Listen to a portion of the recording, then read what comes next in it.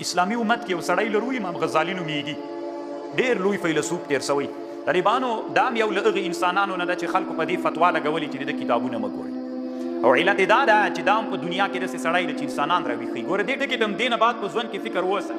په ټولنه کې مو بعضې داسې علما دي بدنامه کړي دي د دې په خاطر چې دا نابغاګان د اسلامي امت دي. امام غزالي یوه خبر کړی، تاسو طالبانو ورونو دا یو څه وخت کېږي که تاسې فکر وکړئ افغانستان ته یو څو قسم هغه راووتلې دا انټرنیټي تجارتي کمپنیګانې راووتلې که نه یو پرسي جو بیا بله بل دا شیان تلیکوینټ خو دا نه ده دا طالبانو نوي دي افغانستان ته راووتل. طالبان داسې مست مست پې لګیا ول که نه دې ښکلې په کور کې د دې تیاره ګټه پیدا سو.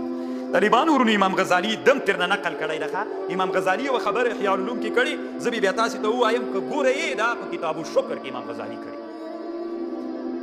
امام غزالي وایي دا هغه ولې الله حرام کړی ده، دا ربا سود الله ولې حرام کړی ده.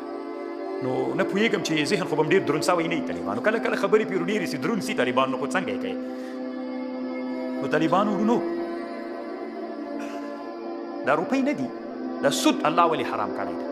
طالبانو علت دی اوس غوږ نیسئ. د نن عصر علما طالبانو چې دا انټرنیټي بیعې راووتلې فورسیج او انلاین سراپي، دا طالبانو اصل کې مقصد دا و چې انسانان له مقصود نه غیر مقصود ته بوځي او انسانان په چا باندې اخته کړي. انسانان طالبانو په روپیو باندې اخته کړي، دوی همغلته تجارتونه په روپیو باندې کوي. یو ګوره سراپي ده، د بازار کې ته توی که بازار سراپان د بازار سراپان خو طالبانو د ټولنې د ضرورت لپاره دا کار کوي. بعضو افغانیو ته ضرورت وي، بعضې ډالرو ته ضرورت وي، بعضې ریالو ته ضرورت وي، بعضې تومنو ته ضرورت وي. په ټولنه کې ټول خلکو سره شته. هغوی دوکانونه د چا لپاره جوړ کړي؟ د ټولنې د ضرورت دی. یو داسې د طالبانو چې دا ټول انسانانو رغسي پیسو باندې هم دا کار کوي، پیسې کته پورته کوي. هېڅ بل شی نشته، نه په پیسو د شي قیمت معلوموي، د وسیلې استفاده نه تېر کوي، خپله روپۍ څوک وګرځوي. نو دا طالبانو ټولنې ته فساد راځي. ټولنې فساد دا د انسانان له علم نه لرې کېږي. انسانان طالبانو ځکه چې دا ټول افغانان چې اوس داسې یو تجارت انلاین سراپي تجارت شروع کړي دا ټول، نو طالبانو دا راسره ومنه چې دته ګټه راغله. چې طالبانو سړک څوک نه جوړي، بازار څوک نه جوړي، مکتب څوک نه جوړي، مدرسه څوک نه جوړي، ځکه دوی همغلته کار د قرار دی په دفتر کې ناست، هغه هم قرار په دفتر کې ناست. لکه وزم نه څه یې کړو، کور نه وزم، باندې نه وزم، ټول ترتیب یې طالبانو دلته. نو اصل به څوک دا وسیله به اصل نه ګرځوي چې ودې ګرځوله څوک. نو اصل کې امام غزالي رحمه الله احیاء العلوم کې همدغه خبر لیکلې ده. امام غزالي رحمه الله احیاء العلوم کې لیکلي چې پیسې الله وسیله پیدا کړي، دا د قاضي مرتبه لري. نو ته به داسې چل نه کوې چې دا اصل وګرځې، نو چې اصل دې وګرځوله نو بیا دا داسې لکه قاضي دی چې بندي کوي، چې قاضي بندي کې فساد راځي. نو روپۍ هم چې ته اصل وګرځې، د روپۍ په واسطه به بازار کې کارونه کوي. که ته داسې چلو کې چې ټول چاته راسي، هغه پیسه خپله بازار وګرځي، دا نور کارونه ماته فساد راځي. ټولنه ټوله طالبانو بې علمه کېږي. په همدغه ټولنه کې دومره ډېر انسانان چې دا جبا افغانستان ته راغله، دومره انسانان پې باندې مصروف ول کړي. له علم نه یم خالي سره بټنه به داسې کیه، بله به د دېش کړې چې داسې ګټي. دا کوپر ټول چلونه دي اسلامي. بې له هغه خو هم ډېر نابغاګان لري، غوښتل یې چې نور هم که نابغاګان سي، چې به همدغه غواړي ګټې درته روانې دي. نو طالبانو ورونو امام غزالي رحمه الله کومه خبر چې کړې، نو دا ناشکري ده چې ته په پیسو باندې څوک پیسې پیدا کړي، الله دې چا لپاره دي وسیله، تا دې څه ګټه ترې راخیستله. نو بس دا ناشکري هم دې ته ناشکر شو. عباس رضی الله عنه سود کړی و، ګټه یې پاتې وله، د همدې آیاتې وجې نه یې ګټه ور پرېښودله. من نه یې غواړم یا ایها الذین اتقوا الله وذروا پرېږدئ ما بقي من الربا. اصل مراخیسته یې دا ګټه ور پرېږدي. لکه څنګه چې امارت افغانستان کې حاکم سو، دلته هم ډېر سودونه صحیح ول.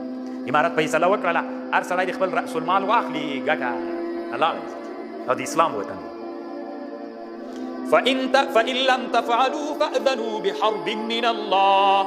اوس طالبانو دنیا کې دا بانکونه چې ټول د سود په سیستم، بې بانک هم نه کېږي طالبانو. هېڅ دنیا کې نن چلن بې بانک نه کېږي، خو د بانکونو سیستم هم ټول سودي ده. موږ تاسې نن طالبانو دا نوې فقې ته ضرورت لري چې موږ نننی سیستم د بانکونو څنګه اسلامي کړو. نو ته دلته د غلام په مسله کې لګیا یې، هلته موږ په حرامو کې لګیا یو. د بانک ټول سیستم بې بانک هم نه کېږي او بانک ته نن موږ نوي اصول هم نه لرو. نو کار به ورته کوو که به یې نه کوو. نو خو ته چې په هغه کې لګیا یې، څه ورته وایي په مباحو کې لګیا یې، او هلته ټولنه په حرامو کې لګیا یې. ته ماته ووایې چې په تا فرض کم شی، هغه حرامو نه انسانان خلاصول، هغه په تا باندې فرض ده، که دلته مباح کړو. تاسې فکر وکړئ طالبانو چې موږ تاسې کله اصول لرو. تاسې فکر وکړئ کافرانو ورځ تر بلې نه په دنیا کې نوي نوي ابتکارات اقتصادي میدان کې منځته راوړي، او موږ تاسې اقتصاد وی چا ویلي چې هغه ده. هېڅ اقتصاد په خپل کار کوي. دی وي بې ثباته سهار ډوډۍ بېګا ډوډۍ راوړي، اقتصاد په خپل کار کوي. خبر دې سي کفري دنیا به بله ورځ ته یو بل کار ګوره کړي. پیسې طالبانو اوس هغه ته را روانې دي. زه عمان ته چې تللي پیسې نه اخیستلې، که نه دغسې ډالر خو بیخي اخیستل، د خپلې روپۍ هم په اسان نه در نه اخیستلې.